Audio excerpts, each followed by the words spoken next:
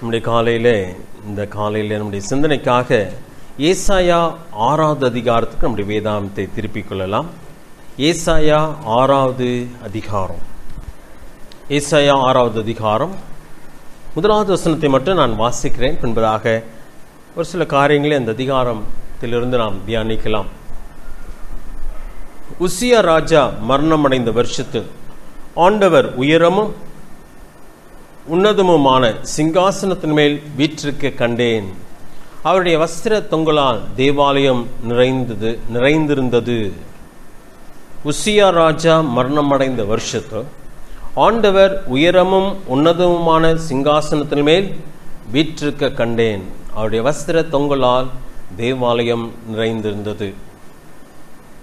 ஏசாயா குறிப்பிடுகிற இந்த காரியம், உசியா ராஜாவை பற்றி நாம் சில காரியங்களை கவனிப்போம் என்று சொன்னால், ஏன் குறிப்பாக அவருடைய மரணமடைந்த நாளிலே இந்த 6வது அதிகாரத்தில் நடைபெற்ற நிகழ்ச்சியானது ஏசாயாவுக்கு நிகழ்ந்தது என்பதை இந்த நாளிலே தியானிக்கலாம். என்ன சூழ்நிலையிலே அது நிகழ்ந்தது என்பதை பார்க்க போகிறோம். அதோடு கூட அது எப்படியாக நிகழ்ந்தது என்பதையும் நாம் பார்க்க போகிறோம். நம்முடைய வாழ்க்கையில கூட அப்படிப்பட்டதான ஒரு வெளிச்சம் அல்லது ஒரு வெளிப்பாடு நமக்கு அவசியம் என்று சொன்னால், இந்த அதிகாரத்திலே முதலாவதாக அந்த முதல் 5 வசனத்தை பார்க்கும் பொழுது 5ஆம் வசனத்து கடைசியிலும் பார்த்தீங்கன்னா, சேனைகளின் கர்த்தராகிய ராஜாவை என் கண்கள் கண்டதே என்று சொல்லுகிறார். அதே தான் முதல் வசனத்தில் வாசிக்கிறோம். சிங்காசனத்தின் மேல் வீற்றிருக்க கண்டேன் என்று சொல்லுகிறார். 5ஆம் வசன கடைசியிலும் சேனைகளின் கர்த்தராகிய ராஜாவை என் கண்கள் கண்டதே என்று சொல்லுகிறார். எந்த சூழ்நிலையிலே?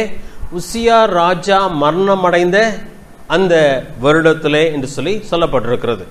இப்ப அந்த சூழ்நிலையிலே அங்கே ஏசாயாவுக்கு ஒரு தரிசனம் கிடைக்கிறதாக இருக்கிறது. அதன் பின்பதாக அவருடைய வாழ்க்கையிலே, தனிப்பட்ட வாழ்க்கையில் நடைபெற்ற மாற்றம் என்ன என்பதை பார்க்க போகிறோம். அதோடு கூட பின்பதாக அவருடைய வாழ்க்கையிலே அதன் தொடர்ச்சி என்ன நடந்தது என்பதையும் பார்க்க போகிறோம். உசியா ராஜாவுடைய வாழ்க்கையானது ஏசாயாவை பாதித்திருக்கிறது என்பதிலே சந்தேகமில்லை. 2 நாளாகவும் 26வது அதிகாரம் எடுத்துக்கொள்ளலாம். உசியா ராஜாவுடைய வாழ்க்கையை நாம் அந்த இடத்திலே வாசிக்கிறோம். 2 நாளாகவும் 26வது அதிகாரம். ராஜாக்களின் புஸ்தகத்தை நாம் படித்து வந்த பொழுது அந்த பகுதியை நாம் பார்த்தோம். 2 நாளாகவும் 26வது அதிகாரம் முதல் வசனத்தை பாருங்கள். 2 நாளாகவும் 26:1. அப்பொழுது யூதா ஜனங்கள் எல்லாரும் 16 வயதான உசியாவை அழைத்து வந்து அவனை அவன் தகப்பனாகிய அமத்சியாவின் ஸ்தானத்திலே ராஜாவாக்கினார்கள். சரியா?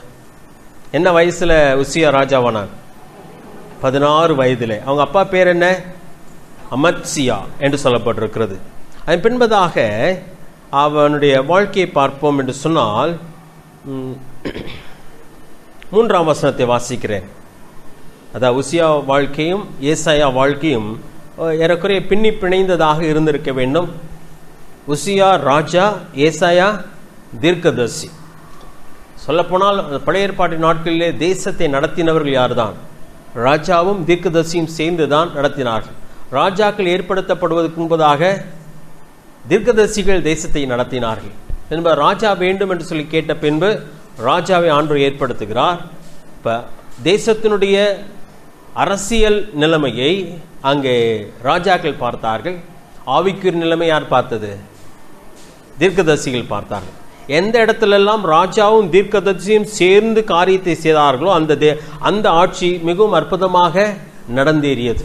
எங்கேயெல்லாம் ராஜாக்கள் தீர்க்கதரிசியின் ஆலோசனையை கேட்காமல் போனார்களோ அங்கெல்லாம் பயங்கரமான குழப்பமும் தாறுமாறுகளும் நடைபெற்றது. உசியாவுடைய வாழ்க்கையில பார்த்தீங்கன்னா 3ஆம் வசனத்தை வாசிக்கிறேன். உசியா ராஜாவாகிற போது 16 வயதாயிருந்து 52 வருஷம் எருசலேமில் அரசாண்டான் என்று சொல்லப்பட்டிருக்கிறது. எத்தனை வருஷம்? 52 வருஷம். நல்ல நீண்ட நாட்கள். அதுவும் 16 வயதிலே அவன் ராஜாவாக்கி 52 ஆண்டுகள் அவன் அரசாண்டான். அந்த 3ஆம் வசனத்தில் அவனுடைய தாயின் பெயர் சொல்லப்பட்டிருக்கிறது.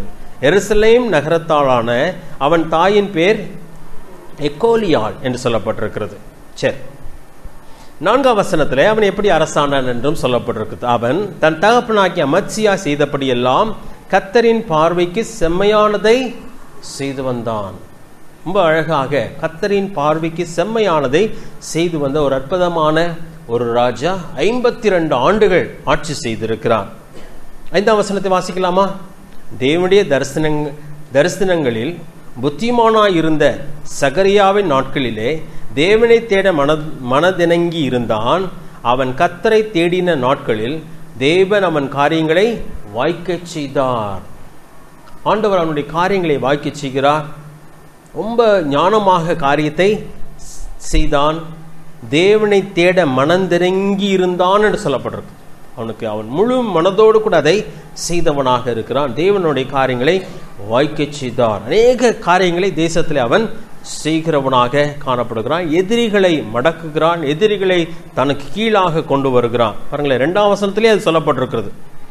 ராஜா தன் பிதாக்களோட நித்திரை அடைந்த பின்பு இவன், அதாவது உசியா, ஏலோத்தை கட்டி அதை திரும்ப யூதாவின் வசமாக்கி கொண்டான் என்று சொல்லப்படுறது. எதெல்லாம் அதுக்கு முந்தின இருந்த ராஜாக்கள் இழந்தார்களோ அதையெல்லாம் மீண்டுமாக தன்னுடைய ஆட்சி கீழாக கொண்டு வருகிறான். பின்பதாக 6ஆம் வசனம் சரித்திரம் தான், சரியா கதை போல் நம்ம கேட்டுட்டு இருக்கலாம். அவன் புறப்பட்டு போய் பெலிஸ்தரோட யுத்தம் பண்ணி காத்தின் அலங்கத்தையும் யப்னேயின் அலங்கத்தையும் அஸ்தோத்தின் அலங்கத்தையும் இடித்து போட்டு அஸ்தோத்தின் நாட்டிலும் பெலிஸ்தருக்குள்ளும் பட்டணங்களையும் கட்டினான் என்று சொல்லப்பட்டிருக்கு. ஆண்டவர் அவனோடு கூட துணை நிற்கிறார். 7ஆம் வசனம் கடைசியில் பாருங்க, தேவன் அவனுக்கு துணை நின்றார் என்று சொல்லப்பட்டிருக்கிறது. 8ஆவது வசனம் கடைசியில் பாருங்க, அவன் மிகவும் பலம் கொண்டான் என்று சொல்லப்பட்டிருக்கிறது. அங்கே அநேக காரியங்களை செய்து கொண்டு வருகிறான். 10ஆவது வசனத்தை வாசிக்கிறேன், எல்லாத்தையும் வாசிக்க முடியாது. 10ஆவது வசனம், அவனுக்கு பள்ளத்தாக்கிலும் சமபூமியிலும் அநேகம் ஆடுகளும் மலைகளிலேயும் வயல்களிலேயும் பயிர் குடிகளும் திராட்சை தோட்டக்காரரும் உண்டாயிருந்தபடினால் அவன் வனாந்தரத்திலே கோபுரங்களை கட்டி அநேக துறவுகளை வெட்டினான். அவன் வெள்ளாண்மை பிரியனாயிருந்தான். நல்ல விவசாயியாக இருந்தான். ராஜாவா இருந்தாலும் கூட அவன் விவசாயத்தில் மிகவும் பிரியமுள்ளவனாக இருந்து அநேக காரியங்களை தேசத்திலே அவன் அழகாக செய்து கொண்டு வந்தவனாக இருக்கிறான். இதோடு யுத்த வீரனாகவும் அநேக யுத்தம் செய்கிறவர்களை பழக்குவிக்கிறவனாகவும் அவன் அங்கே இருந்தான். 14ஆவது வசனம், இந்த சேனைகளில் உள்ளவருக்கெல்லாம் உசியா கேடகங்களையும் ஈட்டிகளையும் தலை சீராக்களையும் மார்க்கவசங்களையும் வில்லுகளையும் கல்லெறிகிற கவன்களையும் ஆயத்தப்படுத்தினான். அப்ப தேசத்தினுடைய எல்லா எல்லைகளிலும் எல்லா காரியங்களும் அழகாக அவன் செய்கிறவனாக காணப்படுகிறான். 15ஆம் வசனம், கோபுரங்கள் மேலும் அலங்கங்களின் கோடிகள் மேலும் நின்று அம்புகளையும் பெரிய கற்களையும் பிரயோகிக்கிறதற்கு நிபுணரான தொழிலாளிகள் கற்பித்த எந்திரங்களையும் அவன் எருசலேமில் உண்டாக்கினான். அப்படியே அவன் கீர்த்தி வெகு தூரம் பரம்பிற்று. அவன் பலப்படும் மட்டும் ஆச்சரியமாய் அவனுக்கு அனுகூலமாயிற்று. அதாவது நன்றாக பலப்படத்தக்கதாக அவனுக்கு எல்லாமே ஆச்சரியமாய் அனுகூலமாக அமைந்தது என்று சொல்லப்பட்டிருக்கிறது. ஆனால் இந்த ராஜாவுடைய வாழ்க்கை நடைபெற்ற காரியம் என்ன சொன்னா, இவன் உச்சத்துக்கு போகிறான். அவன் வாழ்க்கையில சற்று பெருமை உண்டாயிற்று. அடுத்த வசனத்தை வாசித்து விடுகிறேன். அவன் பலப்பட்ட போது தனக்கு கேடுண்டாக மட்டும் அவனுடைய மனம் மேட்டிமையாகி தன் தேவனாகிய கர்த்தருக்கு விரோதமாய் மீறுதல் செய்து தூபபீடத்தின் மேல் தூபம் காட்ட கர்த்தருடைய ஆலயத்துக்குள் பிரவேசித்தான். அப்படி பிரவேசித்ததுனால அவன் குஷ்டரோகம் வந்தது. 20ஆம் வசனம் 3ஆவது வரியில பாருங்க, 20ஆம் வசனம் 3ஆவது வரி, இதோ அவன் தன் நெற்றியிலே குஷ்டரோகம் பிடித்தவன் என்று கண்டு அவனை தீவிரமாய் அங்கே இருந்து வெளிப்பட பண்ணினார்கள். கர்த்தர் தன்னை அடித்ததினால் அவன் தானும் வெளியே போக தீவிரப்பட்டான். அவன் குஷ்டரோகியா மாறிவிட்டான். அதனால ஆலயத்துக்கு புறம்பாக்கிட்டாங்க. 21ஆம் வசனத்தை வாசித்து விடுகிறேன். ராஜாவாகிய உசியா தன் மரண நாள் மட்டும் குஷ்டரோகியாய் இருந்து கர்த்தருடைய ஆலயத்துக்கு புறம்பாக்கப்பட்டதினால் ஒரு தனித்த வீட்டிலே குஷ்டரோகியாய் வாசம் பண்ணினான். அவன் தன் குமாரனாகிய யோதாம் ராஜாவின் அரண்மனை விசாரிப்புக்காரனாக இருந்து தேசத்தின் ஜனங்களை நியாயம் விசாரித்தான். உயிரோடு இருக்கும்போதே அவன் மகன் இவனுடைய பொறுப்புகளை செய்ய ஆரம்பித்தான். அவனை தனி வீட்டில் வச்சுட்டாங்க. அதுக்கப்புறம் அவன் ஆலயத்துக்குள்ளே பிரவேசிக்க முடியவில்லை. குஷ்டரோகியாகவே கடைசி மட்டும் அவன் வாழ்ந்தான். 23ஆம் வசனம், உசியா தன் பிதாக்களோட நித்திரை அடைந்த பின்பு ஜனங்கள் அவனை குஷ்டரோகி என்று சொல்லி அவனை அவன் பிதாக்கள் அண்டையில் ராஜாக்களை அடக்கம் பண்ணுகிற இடத்திற்கு அருகான நிலத்திலே அடக்கம் பண்ணினார்கள் சொல்லலாம். இப்போ ராஜாக்கள் அடக்கம் பண்ணுற இடத்துல அடக்கம் பண்ணான், பக்கத்தில் இருக்கிற நிலத்தில் அவனை அடக்கம் பண்ணான். காரணம் அவனை ஒரு குஷ்டரோகி. எத்தனை அற்புதமான ஒரு உயர்வு, பயங்கரமான ஒரு வீழ்ச்சி. இருந்தாலும் கூட அந்த தேசத்தில் ஒரு அற்புதமான ஒரு ராஜா. அவன் 52 ஆண்டுகள் ஆண்டவன், தேசத்துக்கு அநேக காரியங்களை செய்தவன், தேசம் இழந்த அநேக இடங்களை மீட்டு கொண்டவன், எதிரிகளை மடங்கடித்தவன், தேசத்தை பலப்படுத்தினவன், கோபுரங்களை கட்டினவன், யுத்த வீரர்களை ஆயத்தப்படுத்தினவன், தேசத்துக்காக எல்லாவற்றையும் செய்தான். கர்த்தர் அவனோடு கூட இருந்தார், அவன் காரியங்களை அனுகூலமாக மாற்றினார். அவன் வாழ்க்கையில் ஒரு பெரிய வீழ்ச்சி நடந்தது. இப்பொழுது அவன் மரித்து போகிறான். இந்த அற்புதமான ஒரு ராஜாவை பற்றி 22ஆம் வசனத்தில் ஒரு குறிப்பு அங்கே வருகிறது. அதை நாம் கவனித்தாக வேண்டும். உசியாவின் ஆதியோடந்த நடபடியான மற்ற வர்த்தமானங்களை ஆமோசின் குமாரனாகிய ஏசாயா என்னும் தீர்க்கதரிசி எழுதினான். அப்போ அவருக்கும் என்ன இருக்கு, அவருடைய சரித்திரத்தை ஏசாயா அங்கே எழுதுகிறார். இந்த மனுஷன், இந்த ராஜா மரணம் அடைந்த நாளிலே தான் இந்த 6வது அதிகாரத்திலே வருகிற குறிப்புகள் வருகிறது. அந்த நாள் அல்ல, அந்த ஆண்டிலே, வருஷத்துல. அப்படி என்று சொன்னால் இந்த ராஜா மரணம் அடைந்த பொழுது ஏசாயா அப்படியே திகைத்து போகிறான். ஒரு அருமையான ஒரு ராஜா, தாவீதுக்கு அப்புறம் ஒரு அருமையான ஒரு ராஜாக்கள் இல்லாத ஒரு வறட்சி இருந்தது. ஆனால் உசியாவோ ஒரு அற்புதமான ஒரு ராஜாவாக, தேசத்தை பலப்படுத்துகிற ஒரு ராஜாவாக, கட்டுகிற ஒரு மனிதனாக இருக்கிறான். ஆனால் அவனுடைய வீழ்ச்சியானது ஏசாயாவுக்கு ஒரு பயங்கரமான கஷ்டமாக இருந்திருக்க வேண்டும். சிங்காசனம் வீழ்ந்து போயிற்று என்ற சூழ்நிலையிலே, பாதிக்கப்பட்ட ஒரு நிலைமையிலே அவன் இருக்கும் பொழுதுதான் தேவன் ஒரு தரிசனத்தை அவனுக்கு காட்டுகிறார். இதான் சூழ்நிலை. இப்போ 1வது வசனத்தை வாசிக்கலாமா? ஏசாயா 6வது அதிகாரம் 1வது வசனம். உசியா ராஜா மரணம் அடைந்த வருஷத்தில் ஆண்டவர் உயரமும் உன்னதமுமான சிங்காசனத்தின் மேல் வீற்றிருக்க கண்டேன். அவருடைய வஸ்திர தொங்கலால் தேவாலயம் நிறைந்திருந்தது. ஏசாயாவுடைய வாழ்க்கையில் நடைபெற்ற ஒரு நிகழ்ச்சி, அவன் வாழ்க்கையிலே நடைபெற்ற ஒரு நிகழ்ச்சியின் மூலமாக அவனுக்கு ஏற்பட்ட ஒரு பயங்கரமான ஒரு பாதிப்பு என்னவென்று சொன்னான், இந்த சிங்காசனம் தேசத்தை நன்றாக வைத்திருக்கிறேன்னு சொல்லி அவன் நினைத்து கொண்டிருக்கிறான். அது அப்பொழுது வீழ்ந்து போயிற்று. அது குஷ்ரோகியாகி மரித்து போனான். ஒரு பயங்கரமான ஒரு சூழ்நிலை ஏசாயாவை பாதித்திருந்திருக்க வேண்டும் என்பதிலே சந்தேகமில்லை.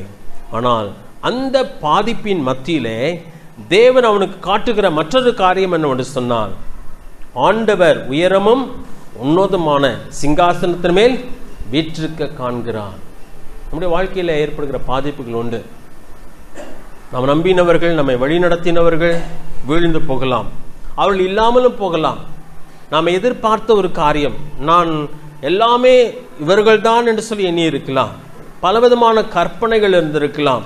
ஆனால் எல்லாம் தகர்ந்து போன சூழ்நிலையிலே தேவன் நமக்கு காட்ட விரும்புகிற ஒரு காரியம் என்னோடு சொன்னால், அவர் சிங்காசனத்திலே வீற்றிருக்கிறவராக இருக்கிறார். இன்னைக்கு நம்முடைய நம்பிக்கையை உலகத்தின் காரியத்தின் மேலே நாம் வைக்கக்கூடாது. தாவீதானாலும் விழுந்து போகிற ஒரு மனுஷன்தான், அது உசியாவானாலும் விழுந்து போகிற மனுஷன்தான்.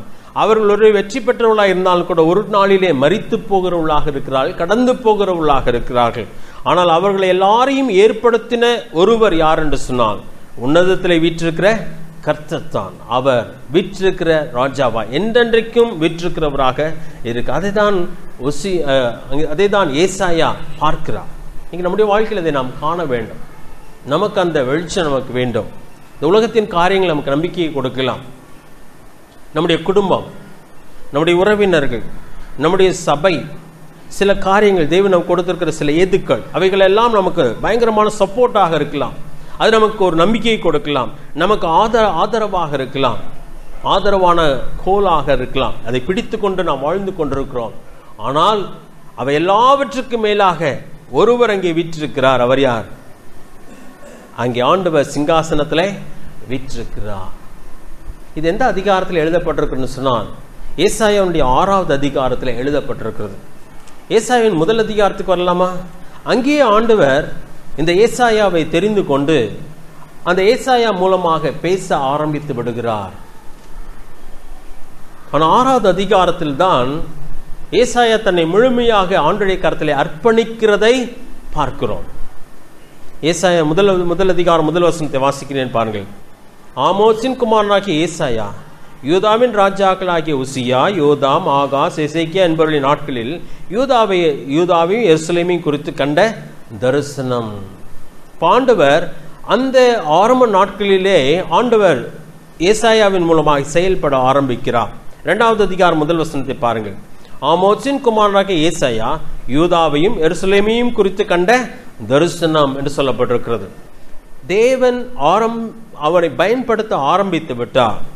ஆனால் அவன் வாழ்க்கையில இன்னும் அதிகமான ஒரு வெளிச்சத்துக்குள்ளாக வருகிற அந்த நாள் எதென்று சொன்னால் 6வது அதிகாரம், உசியா மரணமடைந்த அந்த நாளிலே வாழ்க்கையில் ஒரு பெரிய வெளிச்சத்தை காண்கிறவனாக இருக்கிறார். இன்னைக்கு நானும் நீங்களும் ஆண்டுடைய பிள்ளைகள் தான், ரட்சிக்கப்பட்டவர்கள் தான். ஆனால் நமக்கு இன்னும் தெளிவு வேண்டும், இன்னும் நமக்கு வெளிச்சம் வேண்டும் என்பது ரொம்ப முக்கியமான ஒரு காரியம். அதுதான் நம்முடைய வாழ்க்கையில ஒரு பெரிய மாற்றத்தை கொண்டு வரும்.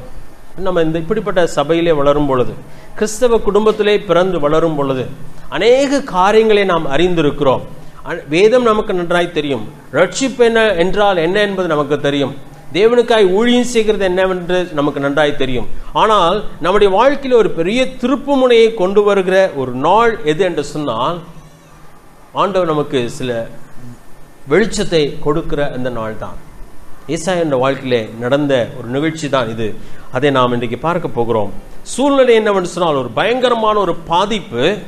அந்த சூழ்நிலையை தேவன் வேறொன்றை அவனுக்கு காட்டுகிறார். முதல் வசனத்திலே வாசித்தோம், சிங்காசனத்திலே வீற்றிருக்கிறதை காண்கிறார். 5ஆம் வசனத்திலே பார்க்கும் பொழுது, சேனைகளின் கர்த்தராகிய ராஜாவை என் கண்கள் கண்டது. ஆண்டவரை நாம் எங்கே பார்த்திருக்கிறோம்? ஆண்டவரை பற்றி நமக்கு நன்றாய் தெரியும். ஆனால் ஆண்டவரோடு கூட மிக நெருக்கமான அந்த நாட்கள் உங்கள் வாழ்க்கையை மாற்றின ஒரு நாள் நிச்சயமாக இருக்க வேண்டும். இல்லை என்று சொன்னால் நம்முடைய வாழ்க்கை சாதாரணமாக ஓடிக்கொண்டே இருக்கும். வாழ்க்கையில் ஒரு பெரிய மாற்றம் அல்லது ஒரு டர்னிங் பாயிண்ட் இருப்பதற்கு வாய்ப்பில்லை. லூக்கா எழுதின சுவிசேஷம் 5வது அதிகாரத்துக்கு வரலாம். லூக்கா எழுதின சுவிசேஷம் 5வது அதிகாரம். பேதுருவை இந்த அதிகாரத்திலே பார்க்கிறோம். பேதுரு ஆண்டவரை ஏற்கனவே அறிந்தவர் தான். 4வது அதிகாரத்திலே பார்க்கும் பொழுது ஆண்டவர் அநேக காரியங்களை செய்துவிட்டு ஜெபாலயத்திலே கூட ஒரு அசுத்தாவி பிடித்த மனுஷனை சுகப்படுத்தி விட்டு பின்பதாக 38ஆம் வசனத்திலே பின்பு அவர், அதான் 4வது அதிகாரம் 38ஆம் வசனம், 4வது அதிகாரம் 38ஆம் வசனத்திலே பின்பு அவர் ஜெபாலயத்தை விட்டு புறப்பட்டு சீமோன் வீட்டில் பிரவேசித்தார். சீமோனுடைய மாமி கடுஜுரமாய் கிடந்தாள். அவளுக்காக அவரை வேண்டிக் கொண்டார்கள். அவர் அவளிடத்தில் குனிந்து நின்று ஜுரம் நீங்கும்படி கட்டளையிட்டார். அது அவளை விட்டு நீங்கிற்று. உடனே அவள் எழுந்திருந்த அவர்களுக்கு பணிவிடை செய்தாள். இப்போ ஆண்டவருக்கும் பேதுருக்கு ஏற்கனவே தொடர்பு இருந்ததா இல்லையா? ஆண்டவருக்கு பேதுருவை தெரியும், பேதுருக்கு ஆண்டவரை தெரியும், அவரோடு கூட தொடர்பு இருந்தது. அதனால்தான் 5ஆம் அதிகாரத்தில் ஆண்டவர் அங்கே வந்த பொழுது பேதுரை நேராக பார்த்து, உன் படகு கொஞ்சம் உள்ளுக்கு தள்ளுப்பா, நான் படகுலேருந்து என்ன பண்ணும், ஜனங்களோடு கூட பேசணும்னு சொல்லி உரிமையோடு கூட அங்கே கேட்கிறார். பேதுரும் அங்கே படகு கொடுத்தானா கொடுக்கவில்லையா? உடனடியாக கொடுக்கிறார். ஆண்டவருக்கும் பேதுருவுக்கும் தொடர்பு இருந்தது. ஆனால் அந்த நாளில் நடந்த நிகழ்ச்சி சூழ்நிலையை பார்த்தீங்கன்னா, ராம் முழுவதும் பிரயாசப்பட்டார்கள், மீன் ஒன்றும் அகப்படவில்லை. 5ஆம் வசனத்தில் அதை வாசிக்கிறோம். ஐயரே ராம் 5வது அதிகாரம் 5ஆம் வசனம், ஐயரே ராம் முழுவதும் நாங்கள் பிரயாசப்பட்டும் ஒன்றும் அகப்படவில்லை என்று சொல்கிறார். ஒரு தோல்வியான ஒரு சூழ்நிலையிலே ஆண்டவரை அந்த இடத்திலே சந்திக்கிறார். எப்படி சந்தித்தான் என்பதை பார்க்கும் பொழுது ஆண்டவனுடைய படகை பயன்படுத்துகிறார். பின்பதாக படகு ஆழத்தில் தள்ளுப்பான்னு சொல்லி தள்ளிக்கொண்டு போகும்படியா சொல்கிறார். பின்பதாக வலையை போடு என்று சொல்கிறார். 4ஆம் வசனம், அவர் போதகம் பண்ணி முடித்த பின்பு சீமோனை நோக்கி ஆழத்திலே தள்ளி கொண்டு போய் மீன் பிடிக்கும்படி உங்கள் வலைகளை போடுங்கள் என்றார். ஆண்டு நம்முடைய சூழ்நிலையிலே இடைப்படுகிற தேவன். நம்மை பற்றி அவருக்கு நன்றாய் தெரியும். பிறந்ததிலிருந்து உங்களுக்கு இயேசுவை தெரியும், இயேசுக்கு உங்களை தெரியும். ஆனால் அவரை சந்தித்த நாள் அது ரொம்ப முக்கியமான ஒரு காரியம். சில வேளையில் நம்முடைய வாழ்க்கையில் நடைபெறுகிற சூழ்நிலைகள் தற்செயல் என்று எண்ணுகிறோம், யாரோ எனக்கு ஏற்படுத்தின பாதிப்பு என்று எண்ணுகிறோம், என்னுடைய தலையெழுத்துன்னு சொல்லி உலகம் சொல்லுகிறது, என் பிறந்த நேரம் சரியில்லை என்று சொல்லுகிறது, பலவிதமான காரியங்களை உலகம் சொல்லிக் கொண்டிருக்கிறது. ஆனால் நம்முடைய வாழ்க்கையின் சூழ்நிலையிலே ஆண்டவர் இடைப்படுகிறார். பேதுருவின் வாழ்க்கை இடைப்பட்டார். உசியா ராஜா மரணமடைந்த நேரத்தில் ஏசாயாவோடு கூட இடைப்படுகிறார். அதுவரைக்கும் ஏசாயா ஆண்டவருக்காக ஊழியம் செய்த ஒரு மனிதன் தான். ஆனால் இப்பொழுதோ அவன் ஆண்டவரை தரிசிக்கிற விதமே வேறு. இதுவரைக்கும் அங்கே பேதுரு ஆண்டவரை தரிசித்தவன் தான், பார்த்திருந்தவன் தான். இப்பொழுது படகை கேட்டார், படகை கொடுத்து விட்டான். இப்பொழுது தள்ளிக்கொண்டு போக சொல்லுகிறார். 5ஆம் வசனத்தில் ஒரு வார்த்தை சொல்லுகிறான் பாருங்கள். அவருக்கும் அவனுக்கும் ஏற்கனவே தொடர்பு இருந்தபடினால் தான் அவன் அதை சொல்கிறான். ராம் முழுவதும் பிரயாசப்பட்டும் ஒன்றும் அகப்படவில்லை, ஆகிலும் உம்முடைய வார்த்தையின்படியே வலையை போடுகிறேன். முன்பின் தெரியலன்னா அதை செய்திருக்க மாட்டான். ஏற்கனவே தெரியும். மாமியின் ஜுரத்தை நீக்கினவர், அவன் குடும்பத்தோடு கூட தொடர்புடையவர், நீங்க சொன்னதுனால செய்கிறேன்னு சொல்லி கொண்டு போகிறான். நிறைய மீன் அகப்பட்டது. 6ஆம் வசனத்தில் வாசிக்கும் பொழுது அந்தபடி அவர்கள் செய்து தங்கள் வலை கிழிந்து போகத்தக்கதாக மிகுதியான மீன்களை பிடித்தார்கள். பக்கத்தில் இருக்கிற போட்டெல்லாம் கூப்பிட்டு அங்கே படகை நிரப்புறாங்க. படகு அமிழ்ந்து போகத்தக்கதாக அது நிரப்பப்பட்டது. 8ஆவது வசனம், சீமோன் பேதுரு அதை கண்டு இயேசுவின் பாதத்தில் விழுந்து, ஆண்டவரே, நான் பாவியான மனுஷன், நீர் என்னை விட்டு போக வேண்டும் என்றான். இப்ப அந்த நேரத்தில் அவரை அவன் பார்க்கிறான். இதுவரைக்கும் பார்த்திருக்கிறான். தன் வீட்டிற்கு அவர் வந்திருக்கிறார், நிச்சயம் சாப்பிட்டிருப்பார். இப்பொழுது அவன் படகை கொடுத்தான். அவரை நன்றாக அவனுக்கு தெரியும், மதிப்புக்குரியவர் தான், அவர் சொல்வதை அவன் செய்கிற ஒரு மனுஷன்தான். ஆனால் இப்பொழுதோ அதே ஆண்டவரை அவன் வித்தியாசமாக பார்க்கிறான். சொல்லுகிறான், நான் பாவியான மனுஷன், என்னை விட்டு போய்விடும். அவன் கண்ட தரிசனம் அது, அவரை பார்த்த விதம் அது. ஆண்டவரோடு கூட உங்களுக்கு அப்படிப்பட்ட ஒரு நேரம் உண்டா? அவரை யார் என்று பார்த்திருக்கிறீர்களா? ஏசாயாவுக்கு வரலாம். அங்கே ஏசாயாவிலே ஏசாயா ஆண்டவரை பார்க்கிறவனா இருக்கிறான். அந்த சூழ்நிலை, சில வேளையில் அந்த சூழ்நிலை நம்மை மாற்றுகிறது. அந்த சூழ்நிலையில் தேவன் நம்மோடு கூட இடைப்படுகிறார். சூழ்நிலைகளை சபிக்க வேண்டாம். சூழ்நிலைகள் தேவன் ஒரு நோக்கத்தோக்காக நம்முடைய வாழ்க்கையிலே அனுமதிக்கிறார். யோபு நன்றாகத்தான் இருந்தான். பின்பதாக யோபு அவன் நண்பர்களின் பேச்சினாலே தன் பிறந்த நாளை என்ன பண்ணினான்? சபித்தான். சூழ்நிலைகளை, உங்கள் குடும்பத்தை, உங்கள் மனைவியை சபிக்க வேண்டாம், உங்களுடைய புருஷனை சபிக்க வேண்டாம், தேவன் உங்களுக்கு கொடுத்திருக்கிற சபையையும் சபிக்க வேண்டாம், தேவன் உங்களுக்கு கொடுத்திருக்கிற நல்ல சூழ்நிலைகளை சபிக்க வேண்டாம். சூழ்நிலைகளை தேவன் அனுமதிக்கிறார். ஆண்டு சொல்கிறார், அவங்க தலையில் இருக்கிற ஒரு மயிரும் அவருடைய சித்தத்தை மாறாக அது என்ன பண்ணாது, விழுந்து போகாது. அடைக்கலான் குருவி ரொம்ப விலை குறைந்த ஒன்று, அவருடைய சித்தமில்லாமல் பூமியிலே விழாது. நம்முடைய வாழ்க்கையில் நடைபெறுகிற ஒவ்வொரு நிகழ்ச்சியும் தேவன் அனுமதியாமல் நடைபெறுவது இல்லை. ஏன் அப்படி என்று நான் நடந்தது என்று சொன்னால், தேவனுக்கு ஏதோ ஒரு நோக்கம் உண்டு. நம்முடைய வாழ்க்கையோடு கூட அவர் இடைப்பட விரும்புகிறார், நம்மோடு கூட பேச விரும்புகிறார். ஏன்? இன்னும் அவரை இன்னும் அதிகமாய் தரிசிக்க அந்த சூழ்நிலையை அவர் பயன்படுத்த விரும்புகிறார். நாம் என்ன பண்ணி விடுகிறோம்?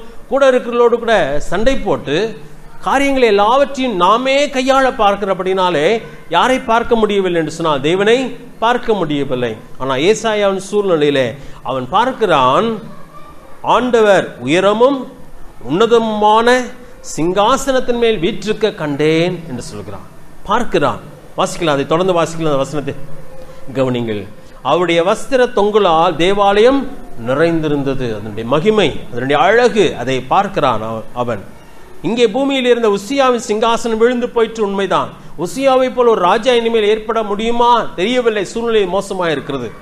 ஆனால் தேவனுடைய ஆலயம் அங்கே அவருடைய வஸ்திர தொங்கலால் நிறைந்திருந்தது. 2ஆம் வசனம், சேராபீன்களும் அவருக்கு மேலாக நின்றார்கள். அவர்கள் ஒவ்வொருவனுக்கும் அவ்வாறு செட்டைகள் இருந்தன. அவனவன் 2 செட்டைகளால் தன் தன் முகத்தை மூடி, 2 செட்டைகளால் தன் தன் கால்களை மூடி, 2 செட்டைகளால் பறந்து ஒருவரை ஒருவர் நோக்கி, சேனைகளின் கர்த்தர் பரிசுத்தர் பரிசுத்தர் பரிசுத்தர், பூமி அனைத்தும் அவருடைய மகிமையால் நிறைந்திருக்கிறது என்று கூப்பிட்டு சொன்னார்கள். இதை அவன் பார்க்கிறான். சேராபீன்கள் அவரை தொழுது கொள்ளுகிறதை, அவருடைய மகிமையை இங்கே பறைசாற்றுகிறதை, அவர் நிற்கிற விதங்களை எல்லாவற்றையும் பார்க்கிறான். மகிமை. 3ஆம் வசனம் கடைசியில் பார்த்தீங்கன்னா, அவருடைய மகிமையால் தேவாலயம் என்ன பண்ணப்பட்டிருக்கிறது? நிறைந்திருக்கிறது. அதை அவன் பார்க்கிறான். 4ஆம் வசனத்திலே, கூப்பிடுகளின் சத்தத்தால் வாசலில் நிலைகள் அசைந்தது, ஆலயம் புகையினால் நிறைந்தது. அந்த மகிமையை கண்ட பொழுது பேதுரு அங்கே சொன்னது போலவே சொல்கிறான். 5ஆம் வசனத்திலே, அப்பொழுது நான் ஐயோ அதமானேன், நான் அசுத்த உதடுகளுள்ள மனுஷன், அசுத்த உதடுகளுள்ள ஜனங்களின் நடுவிலே வாசமாயிருக்கிறவன், சேனைகளின் கர்த்தராகிய ராஜாவின் கண்கள் கண்டதே. முதலாவதான சூழ்நிலை, உசியா ராஜா மறைந்து போகிறான், மரித்து போகிறான். இரண்டாவது, ஆண்டவருடைய மகத்துவத்தையும் மகிமையும் காண்கிறான். அவர் சிங்காசனத்திலே அமர்ந்திருப்பதை, அவர் ஆளுகை செய்கிறதை, இன்றைக்கும் அவர் கையில் தான் எல்லாமே இருக்கிறதை அவன் காண்கிறான். தூதர்கள் அவனை போற்றுகிறதை பார்க்கிறான். பின்பதாக அவன் தன்னை பார்க்கும் பொழுது தன் நிலைமை அவன் உணர ஆரம்பிக்கிறான். ரொம்ப முக்கியமான ஒரு காரியம் இதுதாங்க. நம்ம வாழ்க்கையில் ஒரு திருப்பு முனையை கொண்டு வரோம். யாரை மாற்ற முடியும்? என்னை என்னால் மாற்ற முடியாது, நான் யாரையும் மாற்றவும் முடியாது. ஆனால் தேவனுடைய பிரசன்னம், தேவனை தரிசிக்கிற அந்த தரிசனம் உங்கள் வாழ்க்கையை அப்படியே மாற்றி அமைக்கும். ஆண்டவரிடத்தில் கேட்க, ஆண்டவர் இந்த சூழ்நிலை எனக்கு ஆசீர்வாதமாக மாற்றித்தார், இதன் மூலமாக நான் உண்மை நெருங்கி சேர கிருபைத்தார், நான் என்னை இன்னும் அதிகமாக உண்மை காண கிருபைத்தார். அவரை பார்க்கும் பட்சத்தில் அடுத்ததாக நம்ம உணர்கிறது நாம் யார் தான். இங்கே ஏசாயா ஒரு தீர்க்கதரிசி, ஏசாயா தேவனால் அழைக்கப்பட்ட ஒரு மனுஷன், தேவனால் பயன்படுத்தப்பட்ட மனுஷன் தான். ஆனால் அவன் இங்கே சொல்லுகிறான் அசுத்த உதடுகளுள்ள மனுஷன், அசுத்த உதடுகளின் ஜனங்களின் மத்தியிலே வாசம் பண்ணுகிறவன் என்று சொல்கிறான். உண்மைதானா? சும்மா அதிகப்படுத்தி சொல்கிறானா என்று சொன்னான். அது உண்மைதான். அந்த அப்படிப்பட்ட ஒரு பேதுருடைய குடும்பத்துக்கு தான் ஆண்டவர் போய் வந்தான். நான் பேதுரு சொல்கிறான், பாவியான மனுஷன் என்னை விட்டு போய்விடும் என்று சொல்கிறான். இன்றைக்கு நம்முடைய வாழ்க்கை அப்படித்தான். ஊழியக்காரனாக இருக்கிற என்னுடைய வாழ்க்கையிலும் மாற்றம் தேவை. மாறிக்கொண்டே தான் இருக்க வேண்டும். யாருமே நிறைவுள்ளவர்கள் அல்ல, நீங்கள் நிறைவுள்ளவர்கள் அல்ல, நானும் நிறைவுள்ள அல்ல. ஆனால் நாம் மாறிக்கொண்டே தான் இருக்க வேண்டும். எதன் மூலமாய் மாற முடியும் என்று சொன்னால், நாம் ஆண்டவரை தரிசிக்கிற அந்த தரிசனத்தினால் நம்முடைய வாழ்க்கை மாறிக்கொண்டே வர முடியும். அந்த தரிசனம் நமக்கு அவசியம். அவரை காண்கிற கண்கள் நமக்கு அவசியம். கர்த்தராகிய ராஜாவின் கண்கள் கண்டதே என்று சொல்கிறார். 5ஆம் வசனம் துவக்கத்தில் சொல்லும்பொழுது ஐயோ அதமானேன்னு சொல்கிறான். அதான் அழிஞ்சிட்டேன் அவ்வளோதான் அப்படி சொல்கிறான். இல்லை, பேதுரு அங்கே பயந்து போகிறான். அவன் காலில் விழுந்துட்டு என்னை விட்டு போயிருங்க ஆண்டவரே, நீங்கள் இருக்கிறது எனக்கு நல்லது இல்லை, நீங்கள் போயிருங்க, நான் ரொம்ப மோசமானவன், நீங்கள் தயவுசெய்து போயிருங்கன்னு சொல்கிறான். நம்ம ஆண்டுடைய பிரசன்னம் நம்மை அழிப்பதற்காக வரவில்லை, நம்மை அழைப்பதற்காக வந்திருக்கிறது. நம்மை அவர் பயன்படுத்த விரும்புகிறார். அங்கே பேதுருவும் அதை தான் நினைக்கிறான். மார்க்கு 5வது அதிகாரத்தில் அசுத்தாவி பிடித்த ஒரு மனுஷனை பற்றி நான் வாசிக்கிறோம். நமக்கு நன்றாய் தெரிந்த ஒரு சரித்திரம். அசுத்தாவி பிடித்த ஒரு மனுஷன் அங்கே கல்லுகளினாலே தன்னை காயப்படுத்தி கொண்டிருக்கிறான். கல்லறைகளிலே அங்கே வாசம் பண்ணி கொண்டிருக்கிறான். சங்கிலியினாலே அவனை கட்டி அவன் கட்டப்பட்டவனாக இருக்கிறான். அவனை அடக்க ஒருத்தனாலையும் முடியவில்லை. அவன் இயேசுவை பார்த்த பொழுது அவனும் அதே தான் சொல்லுகிறான். பாருங்களேன், 7வது வசனம், மார்க் 5:7. இயேசுவே, உன்னதமான தேவனுடைய குமாரனே, எனக்கும் உமக்கும் என்ன? என்னை வேதனைப்படுத்தாதபடிக்கு தேவன் பேரில் உமக்கு ஆணை என்று மிகுந்த சத்தமிட்டு சொன்னான். என்னை வேதனைப்படுத்தாதபடிக்கு. போய்விடும், இங்கே எதுக்கு வந்தீங்க, எனக்கு உங்களுக்கு என்ன என்று சொல்கிறான். ஆனால் ஆண்டவன் வாழ்க்கையில் பெரிய மாற்றத்தை கொண்டு வர அங்கே வருகிறார். அதான் உண்மையான ஒரு காரியம். அங்கே ஆண்டவர் அவனுக்கு தன்னை காண்பிக்கிறவராக இருக்கிறார். அப்ப உலகத்திலே சிங்காசனம் விழுந்தது. ஏசாயின் வாழ்க்கையில் ஒரு பெரிய பாதிப்பு ஏற்பட்டது. பின்பதாக அவன் வாழ்க்கையில் ஒரு பெரிய தரிசனத்தை காண்கிறான், ஆண்டவரை பார்க்கிறான். பின்பதாக அவன் தன்னை பார்க்கிறவனாக மாறுகிறான். அப்பொழுது நடந்தது என்ன என்பதை பாருங்கள். 6வது வசனம், ஏசாயா 6:6. அப்பொழுது சேராபீன்களில் ஒருவன் பலிபீடத்திலிருந்து தன் கையிலே பிடித்த குறட்டால் ஒரு நெருப்பு தழலை எடுத்து என்னிடத்தில் பறந்து வந்து அதனால் என் வாயை தொட்டு, இதோ இது உன் உதடுகளை தொட்டதினால் உன் அக்கிரமம் நீங்கி உன் பாவம் நிவர்த்தியானது என்றான். இங்கே ஆண்டவர் சொல்கிற, அங்கே அவன் காண்கிற, அவனுக்கு நடைபெறுகிற அடுத்த நிகழ்ச்சி என்னவென்று சொன்னான், அவனை தேவன் இன்னும் பரிசுத்தத்துக்குள்ளாக நடத்துகிறார், அவனை மாற்றுகிறவராக இருக்கிறார். எதை அசுத்தம் என்று சொன்னானோ அந்த காரியத்தை அவர் நிவர்த்தி செய்கிறவராக காணப்படுகிறார்.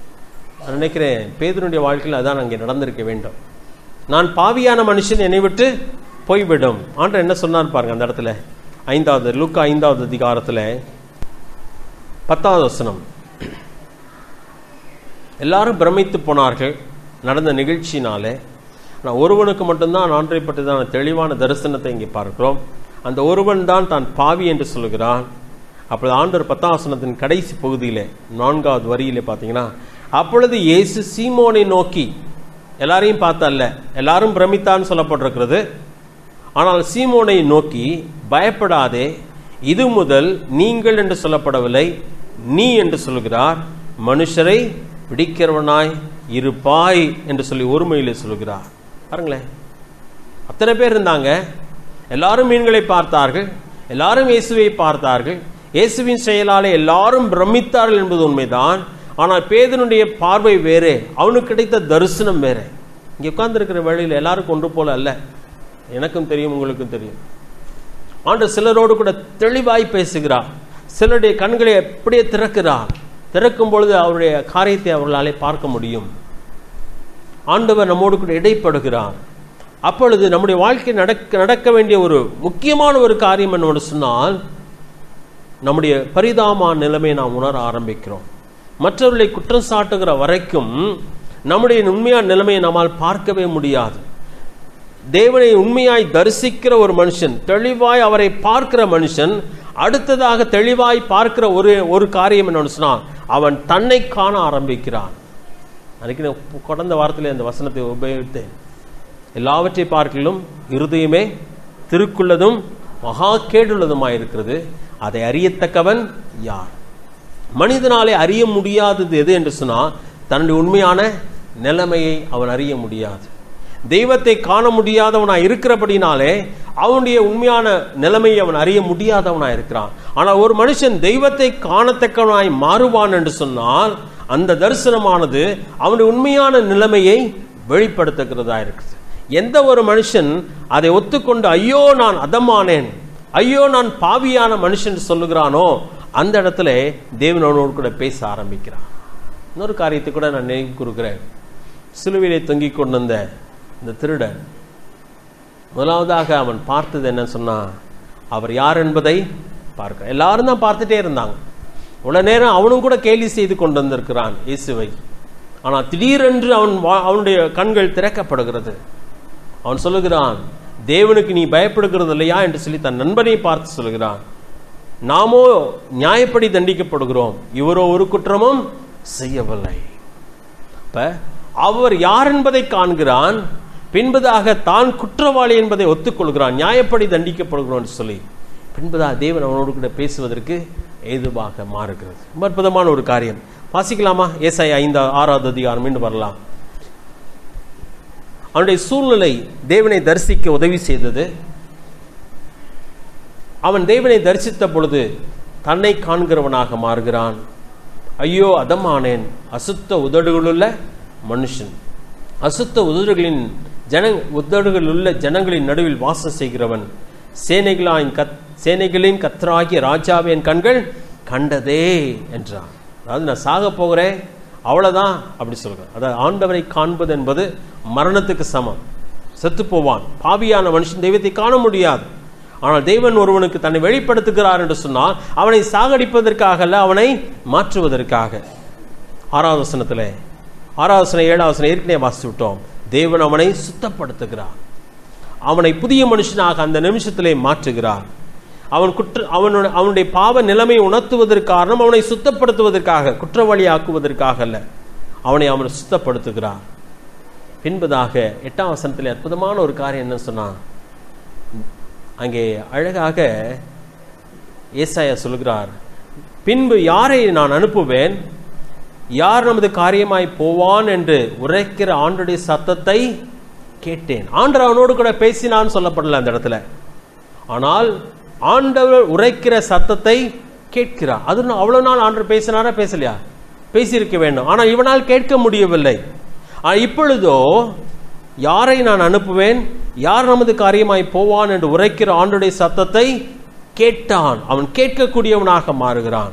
தேவனுடைய சத்தம் அவனுக்கு தெளிவாக அந்த நாளிலே உரைத்தது. இதாங்க நம்முடைய சேஞ்சுக்கு ஒரு பயங்கரமான ஒரு அடையாளம். அதுதான் உசியாவுடைய ராஜ்யத்தில் அப்படியே மகிழ்ந்து மூழ்கி போனவனாக இருந்த ஏசாயா, உசியா மரணம் அடைந்த பின்பு ஆண்டுடைய சிங்காசனத்தை பார்க்கிறவனாக மாறுகிறான், ஆண்டுடைய மகிமையை பார்க்கிறவனாக மாறுகிறான். பின்பதாக தன்னை பார்க்கிறவனாக மாறுகிறான். தன் பாவத்தை அங்கே அறிக்கை செய்கிறான், பாவியான மனுஷன் சொல்லி. தேவன் அவனை சுத்தப்படுத்துகிறான். பின்பதாக அவனுக்கு தேவனுடைய சத்தமும் கேட்க ஆரம்பிக்கிறது.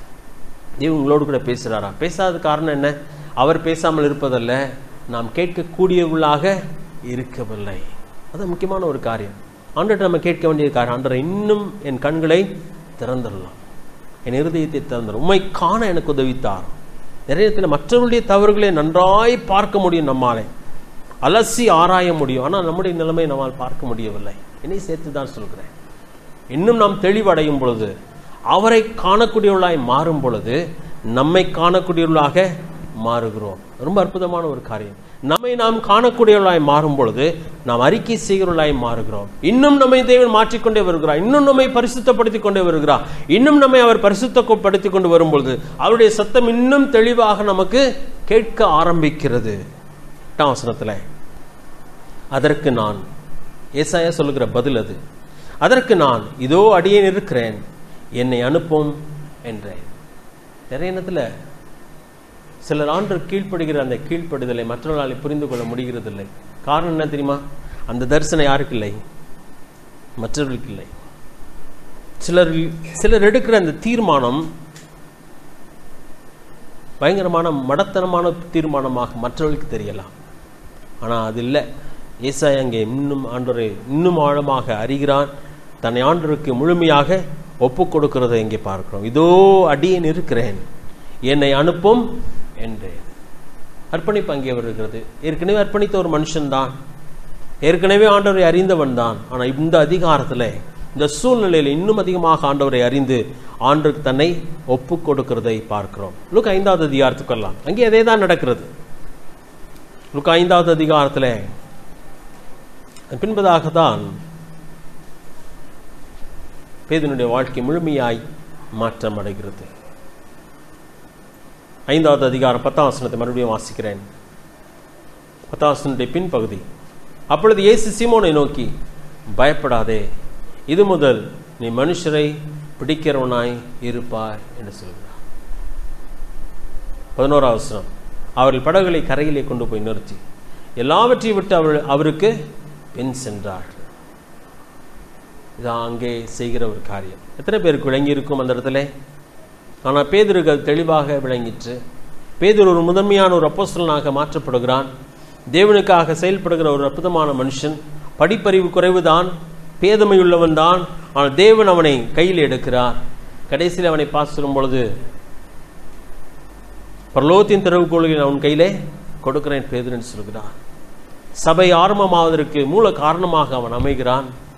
முதல் நாளில் எழுந்து நின்று ஆண்டவருக்காய் பேசுகிற ஒரு மனுஷன் 3000 பேரை ஆண்டவருக்காக ரட்சிப்புக்குள்ளாக வழி நடத்துகிறான். ஏன் யோவானை கொண்டு ஆண்டவர் செய்யவில்லை? ஏனென்று பதில் நான் சொல்ல விரும்பவில்லை. ஆனால் யோவான் ஆண்டவரை நேசித்த ஒரு மனுஷன், இயேசுவின் மார்பிலே சாய்ந்து கொண்டிருந்த அன்பான சீஷன் தான். ஆனால் ஆண்டவர் யாரை வைத்து தான் செய்தார்? இந்த பேதுரு வைத்து தான் செய்கிறார். அவன் மூலமாக தான் ஆண்டவர் அந்த பெரிய காரியத்தை செய்கிறவராக இருக்கிறார். அப்படியான ஆண்டவர் உங்களுடைய வாழ்க்கையில் பெரிய நோக்கமுடையவராக இருக்கிறார், சந்தேகமே இல்லை. நாம் மாறின பின்பு நம்மை ஊழியத்துக்கு அவர் அழைக்கவில்லை. நாம் மாறின பின்பு நம்மை அவருடைய பணிக்காக அவர் அழைக்கவில்லை. நம்மை அழைத்து விட்டார்.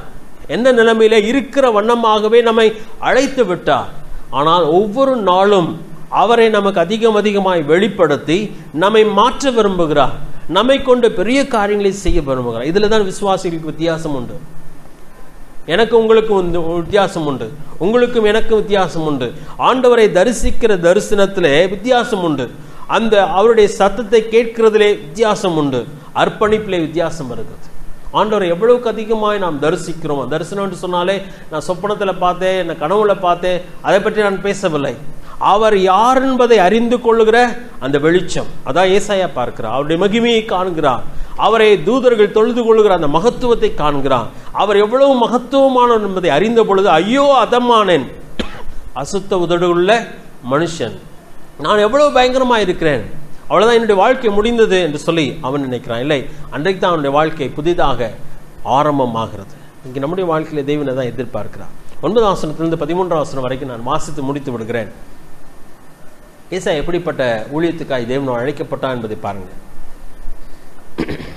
8ஆம் வசனத்தில் ஆண்டவருடைய அழைப்பை கேட்டேன் என்று சொல்லுகிறார் ஏசாயா. பின்பதாக தன்னை ஆண்டவருக்கு அர்ப்பணிக்கிறார். இதோ அடியேன் இருக்கிறேன், என்னை அனுப்பும் என்றேன். ஆண்டவர் அனுப்பினாரா அனுப்பவில்லையா பாருங்க. அப்பொழுது அவர் ஆண்டவர் பேசுகிறார், நீ போய் இந்த ஜனங்களை நோக்கி, நீங்கள் காதார கேட்டு உணராமலும் கண்ணார கண்டும் அறியாமலும் இருங்கள் என்று சொல். இந்த ஜனங்கள் தங்கள் கண்களினாலும் காணாமலும் தங்கள் காதுகளினால் கேளாமலும் தங்கள் இருதயத்தினால் உணர்ந்து குணப்படாமலும் நான் அவர்களை ஆரோக்கியமாக்காமலும் இருக்க நீ அவர்கள் இருதயத்தை கொழுத்ததாக்கி அவள் காதுகளை மந்தப்படுத்தி அவள் கண்களை மூடி போடு என்றார். இந்த வசனத்தெல்லாம் என்னால் புரிஞ்சிக்கவே முடியல. என்ன ஊழியம் இது? என்ன ஊழியங்க? கண்ணை திறக்கிற ஊழியமா, கண்ணை மூடுற ஊழியமா? யோசிச்சு பாருங்களேன். ஆனா இந்த சபையில உட்கார்ந்து உட்கார்ந்து உட்கார்ந்து வசனத்தை கேட்டுட்டு நீங்க கீழ்ப்படியெல்லாம் வச்சுக்கோங்க, நம்முடைய நிலைமை என்னவாகும் நினைக்கிறீங்க? கொழுத்ததா, இன்னும் மந்தமாகும், இன்னும் பிரயோஜனமற்றவர்களா போவோம். ஆனா கீழ்ப்படியே கீழ்ப்படிய, அதாவது கத்தியை தீட்டினாதான் என்ன ஆகும்? யூஸ் பண்ணாதான் அது ஷார்ப் ஆகும். கிணறு இறக்க தான் ஊறிட்டே இருக்கும். அதுபோல நம் கீழ்ப்படிய கீழ்ப்படிய கீழ்ப்படிய நம்முடைய வாழ்க்கை அற்புதமாய் மாறும். ஆனால் கீழ்ப்படியாமல் போகும் பொழுது மந்தம் உண்டாகும். அதாவது நல்ல கறி சாப்பிட்டுட்டு படுத்து படுத்து தூங்கினா எப்படி இருக்கும்? சத்து ஏறுமா மந்தம் ஏறுமா? மந்தம் தாங்க ஏறும். வேகமாக செயல்பட முடியாது. ஆண்டவர் அதாங்க சொல்றார். ஏன்னா அந்த ஜனங்களை பற்றி ஆண்டவர் அறிந்ததுனால, ஆனால் நீ போய் பேசு, ஆனால் இவங்க கேட்க மாட்டாங்க, அதனால அவங்க என்ன ஆவாங்க? இன்னும் கொழுத்து போவாங்க அப்படி சொல்லுகிறார். அவள் இருதயத்தை கொழுத்ததாக்கி அவள் காதுகளை மந்தப்படுத்தி அவள் கண்களை மூடி போடு. ஊழியம் ரொம்ப கஷ்டமான ஊழியம், ரொம்ப கஷ்டமான ஊழியம். நிறைய நேரத்தில் ஆண்டவருடைய ஊழியத்தில் பலனே இல்லையே, மாற்றங்கள் நிறைய இடத்துல வரலையே அப்படி சொல்லும் பொழுது அது நம்முடைய வேலை இல்லை. மாற்றத்தை கொண்டு வருவது நம்மால் முடியவே முடியாது. செய்ய சொன்னதை செய்ய வேண்டியதுதான் நம்முடைய வேலை. நீங்கள் போய் ரெண்டு பேராக போய் பேசுகிறீங்க, மற்றவங்கள்ட்ட போய் பேசுகிறீங்க, அவங்க கீழ்ப்படிஞ்சாங்கன்னா அதுலேருந்து மாற்றங்கள் ஏற்படும், பயங்கரமான மாற்றங்கள் ஏற்படும். கீழ்ப்படியாத பட்சத்தில் அவன் இன்னும் மோசமான பிசாசின் பிள்ளையாக தான் மாறுகிறான், தண்டனைக்குரியவனாக மாறுகிறான். அப்போ ஏசாயா சொல்லுகிறார், எது வரைக்கும் ஆண்டவரேன்னு சொல்லி கேட்குறா. 11ஆம் வசனத்தை பாருங்களேன். கேள்வியாக தான், எது வரைக்கும் இப்படியே செஞ்சுட்டே இருக்கணும்? அப்பொழுது நான், ஆண்டவரே எது வரைக்கும் என்று கேட்டேன். அதற்கு அவர், பட்டணங்கள் குடியில்லாமல் வீடுகள் மனுஷ சஞ்சாரம் இல்லாமல் பாழாகி பூமி அவாந்தர வழியாகி கர்த்தர் மனுஷனை தூரமாக விலக்குவதினால் தேசத்தின் நடுமையும் முற்றிலும் வெறுமையாக்கப்படும் வரைக்குமே என்று சொல்கிறார். கடைசி மனுஷன் இல்லாமல் போக மட்டும் நீ என்ன பண்ணிட்டாரு? கஷ்டமான ஊழியம்தான், பலன் இல்லாத ஊழியம், அல்லது நெகட்டிவான பலன் கொடுக்கிற ஒரு ஊழியம் கஷ்டமான ஊழியம். ஆனால் தேவன் அதையும் செய்ய சொன்னார்னா என்ன பண்ணிதான் ஆகணும்? செஞ்சு போய் சொல்லு அப்படின்னு சொன்னா சொல்லு. கேட்க மாட்டாங்களே, எப்படி போய் செய்யறதுன்னா செஞ்சுதான் ஆகணும். அதற்கு தான் கீழ்ப்படியுள்ள பிள்ளைகள் ஆண்டவருக்கு அவசியம். 13ஆம் வசனத்தை வாசம் முடிச்சது. ஆகிலும் அதில் இன்னும் 10 ஒரு பங்கு இருக்கும், அதுவும் திரும்ப நிர்மூலமாக்கப்படும். கர்வாலி மரமும் அரச மரமும் இலையற்று போன பின்பு அவர்களின் அடிமரம் இருப்பது போல அதன் அடிமரமும் பரிசுத்த வித்தாயிருக்கும் என்றார். இது இஸ்ரேல் ஜனங்களுக்கு நேரடியாக சொல்லப்பட்ட ஒரு காரியம். ஆனால் இன்றைக்கு நம்முடைய ஊழியம் ஒரு பொழுது வீணாய் போகிறது இல்லை, அதில் பலன் உண்டு. அது மட்டும் நினச்சிக்கோங்க. நீங்கள் கீழ்ப்படுகிறதுனால உங்களுக்கு பலன் உண்டு. அதே போல நீங்கள் பேசுகிற வார்த்தையில் ஒரு பொழுது வெறுமையாய் திரும்புகிறது. நீங்கள் ஆண்டுக்காய் செயல்படும் பொழுது ஆண்டு பெரிய காரியங்களை செய்வார். நம்முடைய வாழ்க்கையில் ஆண்டுக்கு ஒப்பு கொடுப்போம். தெய்வம் நம்மை எடுத்து பயன்படுத்த வேண்டும். மந்தமான நிலைமை அப்படியே வந்து வந்து வந்து போகிறது அல்ல, கேட்டு கேட்டு நம்முடைய அறிவை பெருத்துக் கொள்வதற்கு அல்ல.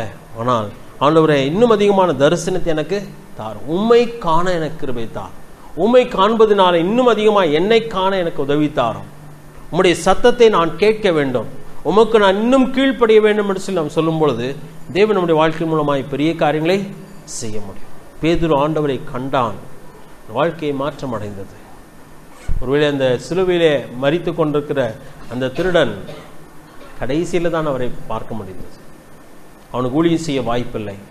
ஆனால் இன்றைக்கு பேதுருவுக்கு வாய்ப்பு இருந்தது போல, ஏசாயாவுக்கு வாய்ப்பு இருந்தது போல, எனக்கும் உங்களுக்கும் ஆண்டு நல்ல வாய்ப்பை கொடுத்திருக்கிறார். நீங்கள் எவ்வளோ வயதாக இருந்தாலும் சரி, இனிமே ஒன்றுமே இல்லைன்னு சொன்னாலும் சரி, ஆண்டு உங்களோடு கூட பேசுகிறார் என்று சொன்னாலே அர்த்தம் தேவன் இன்னும் உங்களை பயன்படுத்த விரும்புகிறார் என்று தான் அர்த்தம். ஏசாயாவை போல சொல்ல வேண்டிய காரியம், இதோ நான் இருக்கிறேன், என்னை அனுப்பும் என்று சொல்லி சொல்ல வேண்டும். அவர் சொல்வதை நாம் செய்ய நம்ம ஏற்படுத்தும் பொழுது தேவன் நம் மூலமாய் பெரிய காரியங்களை செய்வார். தலைகளை தாழ்த்துவோம், ஜெபம் செய்வோம். எங்களை நேசிக்க நல்ல ஆண்டவரே, துதிக்கிறோம், ஸ்தோத்திரிக்கிறோம். நீர் சிங்காசனத்தில் வீற்றிருக்கிற தேவன், நீர் மகிமை நிறைந்த தேவன், உமக்கு நிகரான தேவன் ஒருவனும் இல்லை. ஆனால் பாவியாகி எங்களை, குறைவுள்ளவர்களாகி எங்களை, அசுத்த உதடுகளுள்ள எங்களை, அசுத்த உதடுகளுள்ள ஜனங்களின் மத்தியில் வாசம் பண்ணுகிற எங்களை தெரிந்து கொண்டிருக்கிறீரே, எங்களுக்கும் உம்மை வெளிப்படுத்தி இருக்கிறீரே, எங்களை சுத்தப்படுத்த விரும்புகிறீரே, எங்களை அனுப்ப விரும்புகிறீரே, உம்முடைய பணியை செய்ய. அது எத்தனை பெரிதான கிருபை. உம்மை துதிக்கிறோம், ஸ்தோத்திரிக்கிற கர்த்தாவே. ஏசாயாவை போல தெளிவான தீர்மானத்துக்குள்ளாய் வர கிருபைத்தார். பேதுருவை போல தெளிவான தீர்மானத்துக்குள்ளாய் வர கிருபைத்தார். உம்முடைய சத்தத்தை தெளிவாய் கேட்டதற்கு கீழ்ப்படிய கிருபைத்தார், தைரியத்தை தார். அதன் மூலமாக உமக்காய் இந்த பூமியிலே பெரிய காரியத்தை செய்து நாங்கள் கடந்து வர கிருபைத்தார். உம்முடைய சித்தத்தை நிறைவேற்றி நாங்கள் கடந்து வர கிருபைத்தார். இந்த வார்த்தைகள் தொடர்ந்து பிரயோஜனமாக இருக்கட்டும். ஏதோ மந்தமான ஒரு நிலைமையிலே வந்து போகிற உள்ளாக உம்மை தொழுது கொள்கிற பக்த கோடிகளைப் போல ஆண்டவரே பிரயோஜனமற்றவர்களாக இராதபடிக்கு எங்களை காத்துக்கொள்ளும். பிரயோஜனம் உள்ளவர்களாக உடைய கரத்திலே பயன்படுகிற கருவிகளாக உமக்காய் இந்த பூமியிலே பெரிய காரியங்களை செய்து முடிக்கிறவர்களாய் காணப்பட கிருபைத்தார். எங்களுடைய விருப்பத்தை அல்ல கர்த்தாவே, நாங்கள் விரும்புகிறதை உமக்கு செய்கிறதல்ல, நீர் விரும்புகிறதை நாங்கள் செய்கிறவர்களாய் மாற கிருபைத்தார். உம்முடைய நாமத்தை மேன்மைப்படுத்தும் இந்த வசனங்களில் தொடர்ந்து பிரயோஜனமாக இருக்கட்டும். எல்லாவற்றையும் மீட்பு ரட்சகருமாகிய இயேசு கிறிஸ்துவின் நாமத்தில் கேட்கும் நல்ல பிதாவே, ஆமென்.